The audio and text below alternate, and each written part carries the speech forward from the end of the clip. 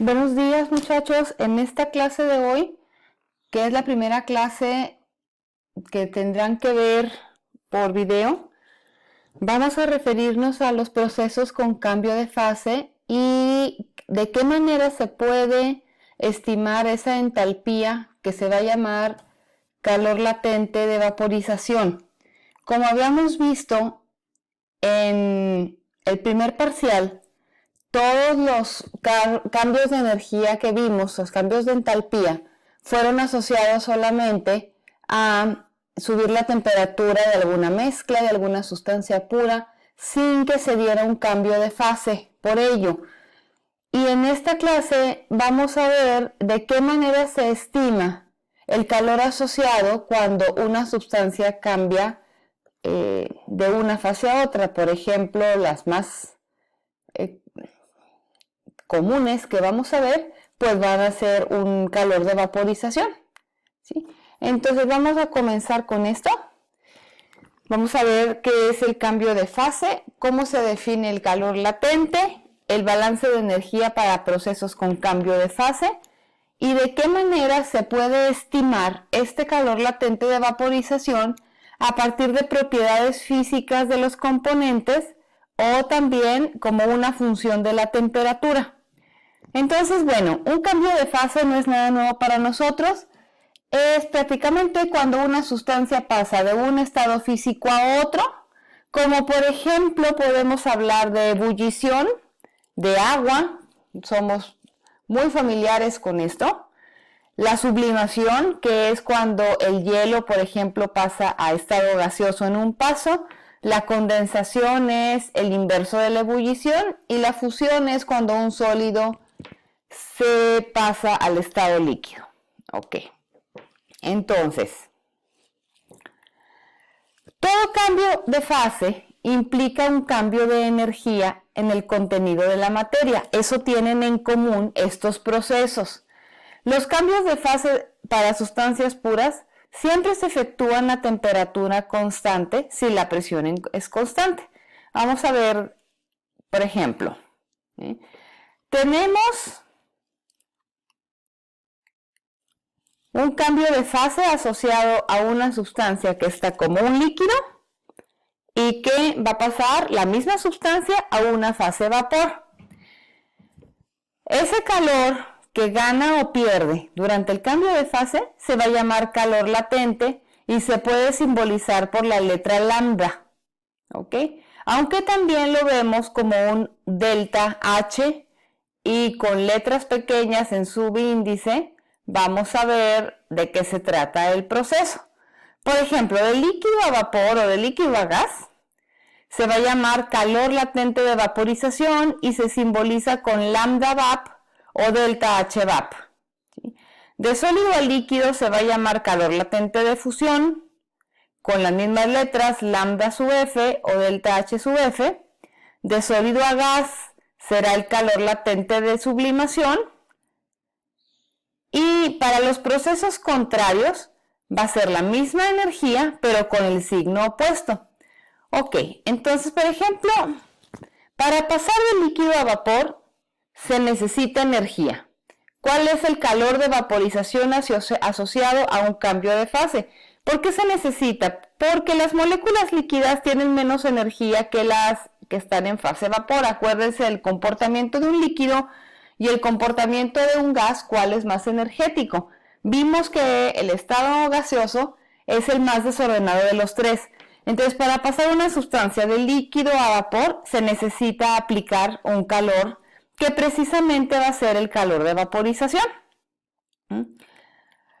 Para el proceso de condensación es lo mismo, pero con signo contrario. Es cuando un vapor pierde calor, o sea, es un proceso exotérmico para volver a la fase líquida. Y en vez de poner delta H condensación, pues vamos a poner menos delta H de vaporización. Es lo mismo. Otro proceso que tenemos asociado es la sublimación, por ejemplo. ¿Sí? Cuando queremos pasar de un sólido a un gas, pues hay que ponerle energía. El sólido es la sustancia menos energética, el estado de la materia menos energético, y el gas es el más energético, entonces necesita la aplicación de energía. Y para el proceso contrario, que se llama de sublimación, pues es también un proceso exotérmico al que vamos a llamar delta H de sublimación o calor de desublimación también. Bueno, vamos a ver de estos tres. Tenemos fusión, tenemos ebullición, tenemos sublimación. Y de procesos contrarios tenemos la condensación, tenemos la desublimación y tenemos la solidificación. En esta parte, la ebullición tiene un asterisco porque también tiene otro nombre, acuérdense cuál es, y también la condensación tiene otro nombre.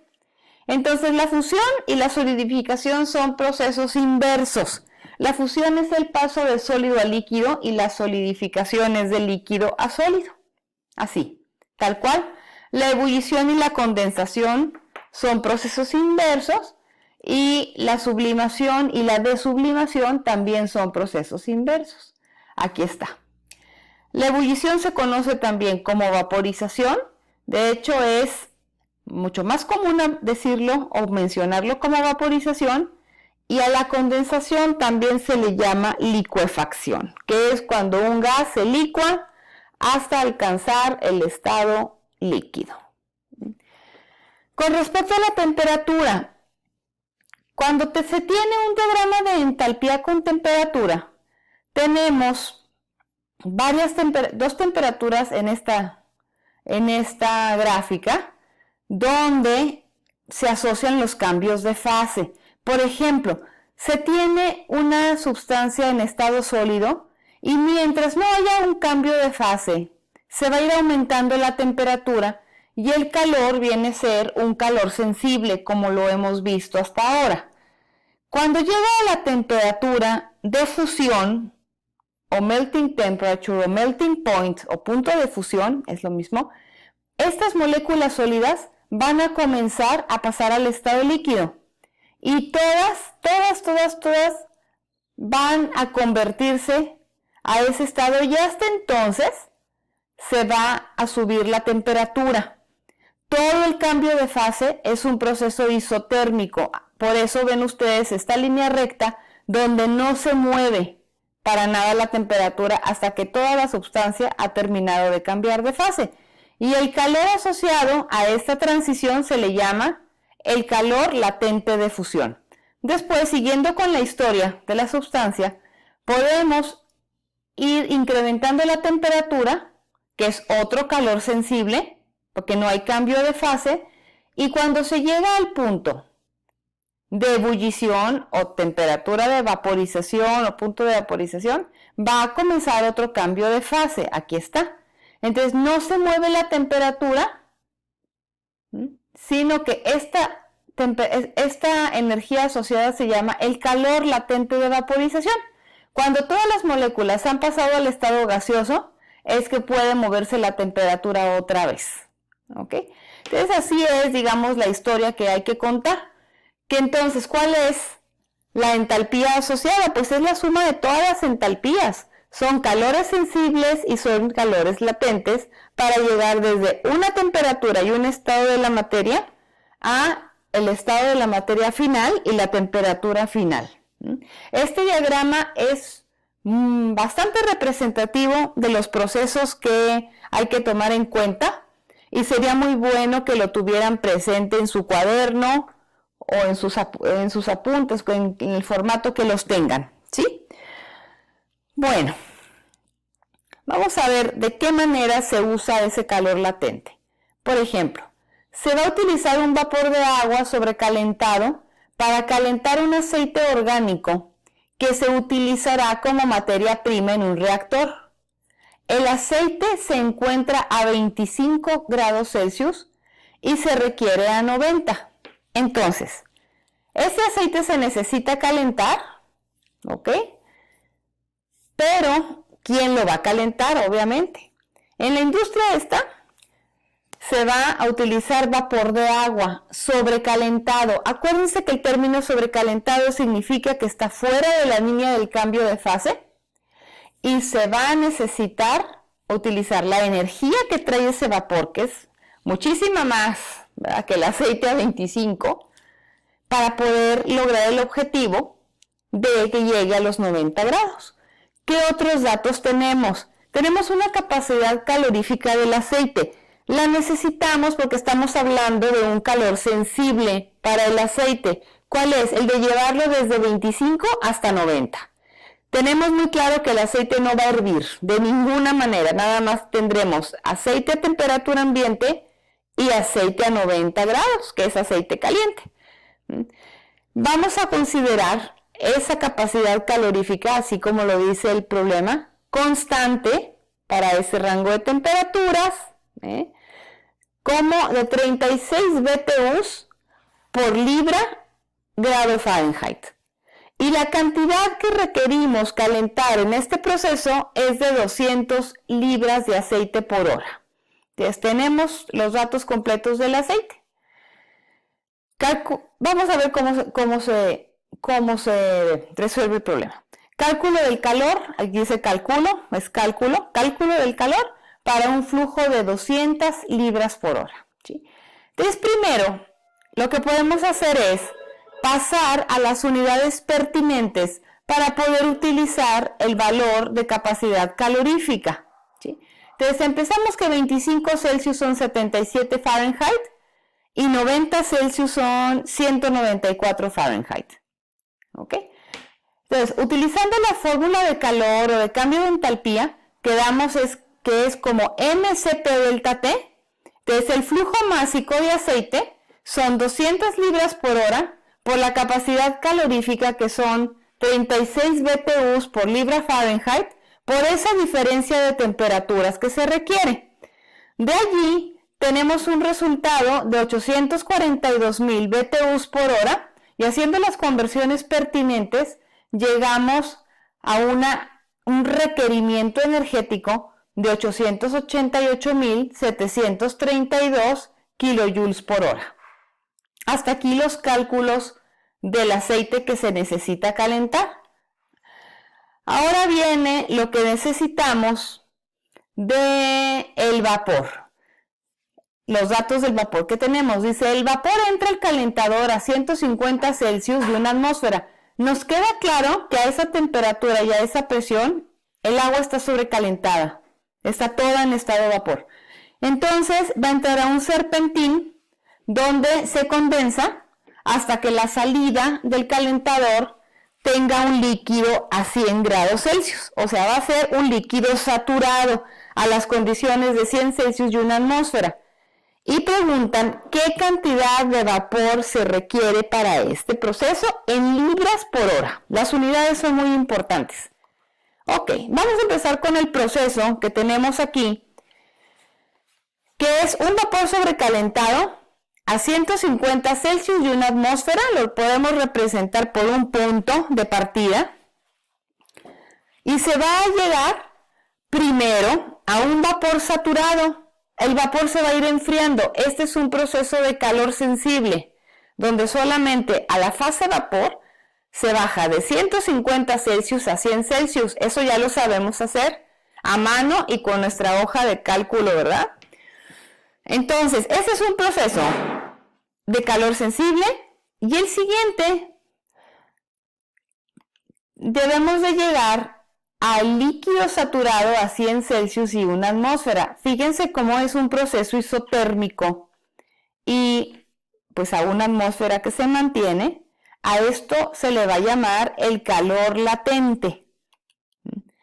Entonces, de tablas se puede consultar que las condiciones iniciales tienen una energía específica de 2.776 kilojoules por kilogramo. Eso lo ven en su tabla, las tablas del vapor sobrecalentado.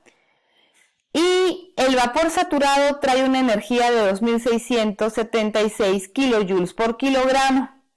Sin embargo, nos piden que la salida es agua a 100 grados, o sea, agua saturada. Entonces tenemos que dar el brinco hasta la fase líquida, que lleva solamente 419 kilojoules por kilogramo. ¿Ok? Entonces, el estado final menos el estado inicial nos da una idea del cambio de entalpía específica desde que se tiene y se inicia con un vapor sobrecalentado a 150 hasta un líquido saturado a 100 grados Celsius. Se restan las entalpías y tenemos el valor que se pide. ¿Ok? Aquí lo podemos encontrar a 151 atmósfera. El valor de entalpía es 2776 y para el agua, la fase agua a 100 grados es de 419.1. Eso es directo, ¿ok? Si quisiéramos, por ejemplo, poner o tomar en cuenta este valor de 2676, tenemos que sumar el proceso de vaporización, que es de 2257, para llegar finalmente al mismo valor. Entonces, ese es el proceso que se tiene sobre el vapor que se va a enfriar para calentar ese aceite. Ok, ¿qué nos falta? Pues igualarlo a los requerimientos del aceite. Entonces, esa entalpía específica en kilojoules por kilogramo, hace falta multiplicarlo por un flujo másico de vapor de agua para que dé exactamente los requerimientos del aceite en kilojoules por hora, ¿verdad? Entonces, resolviendo la ecuación de arriba, nos da un flujo másico de 377.07 kilogramos por hora. Hacemos la conversión a libras, que es como la pide el problema, y se necesita entonces una cantidad de 830.56 libras por hora. Y hasta ahí quedamos con el problema resuelto. Ahora, hay veces donde estos datos, como las tablas de vapor y las tablas de vapor sobrecalentado y del agua líquida, que son muy comunes y las tenemos a la mano, no existen, ¿ok? O se requieren a temperaturas diferentes que no tenemos, etcétera. Puede haber varias razones por las que no tenemos información. Pero la buena noticia es que se puede estimar este calor latente de vaporización con ecuaciones empíricas que se han probado a lo largo del tiempo y que son bastante útiles en la industria química, pues requieren datos muy sencillos de conocer de las sustancias para poder llegar a los valores que se necesiten. La referencia para estos cálculos es el libro de Prausnitz, que es un libro de termodinámica muy interesante, y ahí vienen muchas derivaciones de este tipo de ecuaciones. Aquí les paso la referencia por si quisieran consultarlo en algún momento. Entonces vamos a empezar con las ecuaciones empíricas, y para ello vamos a tomar en cuenta el benceno, ¿ok? C6H6. Por ahí les puse unos datos que se llama los calores de vaporización de Gauss. Es un Excel donde vienen muchos datos con excepción de la presión crítica. Entonces, del Chemical Engineering Toolbox se puede sacar los datos que falten, ¿sí? Entonces tenemos que la presión crítica es de 48.3 atmósferas, la temperatura de ebullición es de 353.24 Kelvin y la temperatura crítica es de 562.16 Kelvin. También tenemos los coeficientes de Antoine, que esos vienen en su tabla, pero también, fíjense bien, la tabla que ustedes han estado usando, la temperatura está en Celsius. Y en esta tabla la temperatura está en Kelvin. Entonces solamente hay que leer en qué escala de temperatura están los coeficientes para que concuerde el cálculo de la presión de vapor. Entonces tenemos aquí los datos de ABC para el benceno, y con estos datos se resolverán el resto de las ecuaciones, o sea, se aplicarán a las ecuaciones empíricas para calcular esos calores latentes que deseamos. La primera ecuación es la ecuación de Riedel. Esta se usa exclusivamente para estimar el calor de vaporización a la temperatura de ebullición normal. Quiere decir cuando la presión vale 1 atmósfera y a la temperatura de ebullición, a esa presión, vamos a poder estimar el calor de vaporización. Entonces, ¿de qué se trata esta fórmula? Delta HV es el calor latente de vaporización. Cuidado con las unidades, da en calorías por mol, porque por estos coeficientes que tiene, hace que la medida final esté en calorías por mol. TB es la temperatura normal de ebullición en Kelvin, muy importante ponerla de esa manera. PC es la presión crítica en atmósferas y TC es la temperatura crítica también en Kelvin. Entonces lo único que hay que hacer es sustituir los datos que se tienen, ¿verdad? Se tiene la ecuación de Riedel y se sustituyen los valores específicamente para el benceno y se resuelve la ecuación. Y acuérdense que estaba en calorías por mol. En este caso, el resultado es de 7.312.21 calorías por mol, dependiendo también de cómo vayan haciendo los cálculos con los decimales. Y se convierte a joules.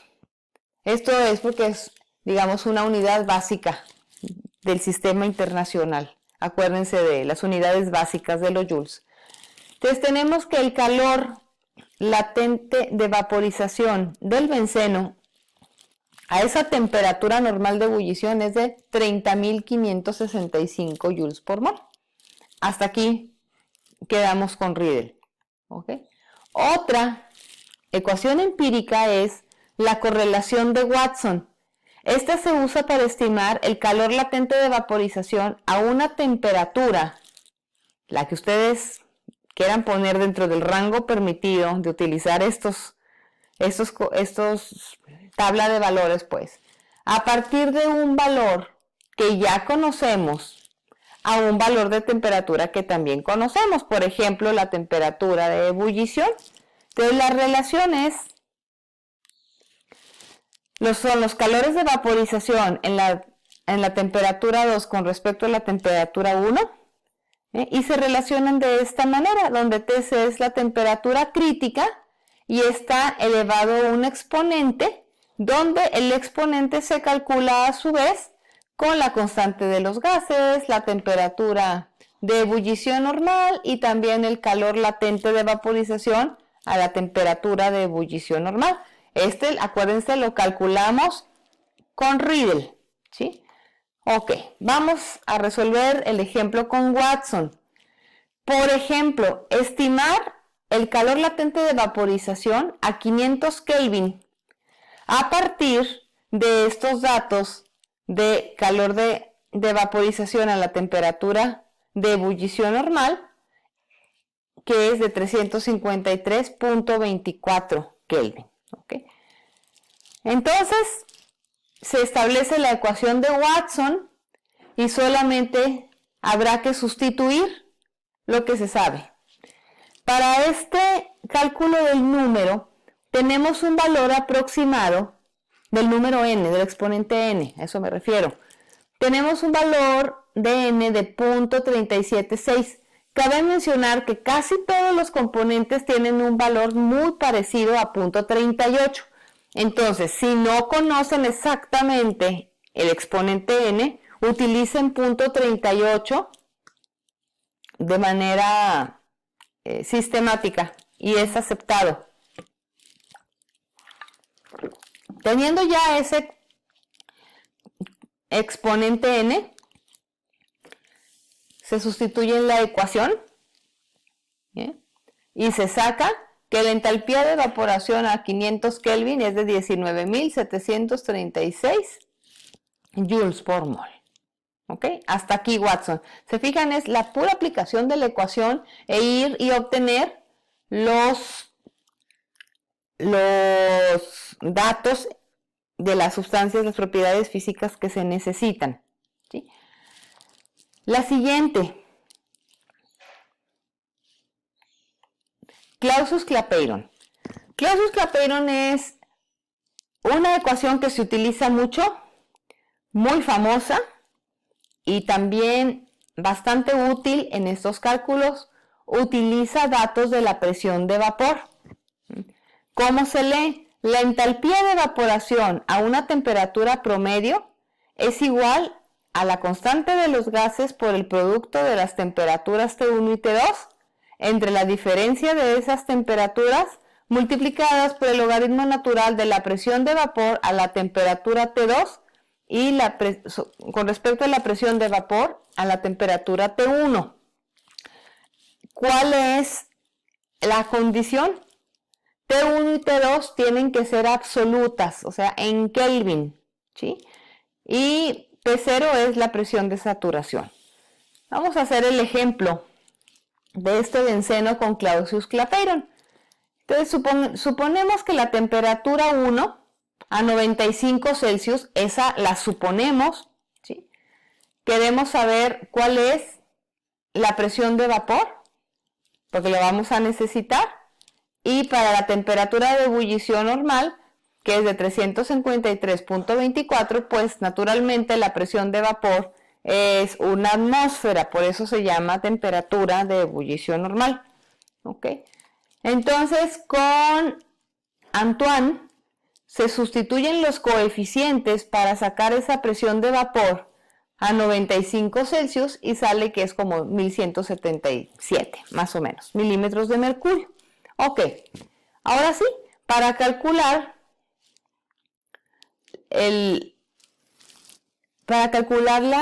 utilizando Clausius Clapeyron, esta entalpía de evaporación a una temperatura promedio, fíjense cómo está aquí, a una temperatura promedio, que es el promedio de estas dos, es R por T1 por T2 entre la diferencia de temperaturas por el logaritmo natural de la razón de presiones de vapor. Resolviendo todo esto, sale que la entalpía de evaporación es de 31.693 joules por mol. Otra opción con Clausius Clapeyron, y esta es muy interesante, la pueden ver en el libro de Himmelblau, que es un amarillito. Si no lo tienen, con gusto se los puedo prestar, pero es un libro que se encuentra muy fácil, incluso en la biblioteca. Pero viene esta forma de calcular el calor de vaporización. Ojo, la temperatura es absoluta, R es la constante de los gases y B y C son coeficientes de Antoine. Así de fácil. Sí se puede calcular igual, sustituyendo en la ecuación solamente, y nos da un calor de vaporización de 31.954, que es bastante cerca de los valores que tenemos con otras ecuaciones. Tenemos variaciones, pero no son muy graves. ¿Ok? La última es la ecuación de Kistiakowsky. Esta es válida para compuestos no polares como metano, etano, propano, pentano, hexano, y pues el benceno es un compuesto no polar. La ecuación dice que la temperatura de ebullición tiene que ser en Kelvin y el calor latente está dado en calorías por mol. Entonces, cuidado con las unidades, ¿sí? Para el benceno se sustituyen los valores que ya se conocen, ¿sí? Y como da el resultado en calorías por mol, nada más se convierte a joules por mol. Y tenemos un resultado aceptable también para estos compuestos. Bueno, en la siguiente clase, que tenemos ya 30 minutos, vamos a ver este proceso de laminación en caliente sobre un problema de planchón de acero. Entonces, en la siguiente sesión vamos a comenzar con este ejercicio para resolverlo y para utilizar los balances de energía y implicado un cambio de fase. Muchas gracias y estaremos subiendo ya esta presentación y podrán ver el video.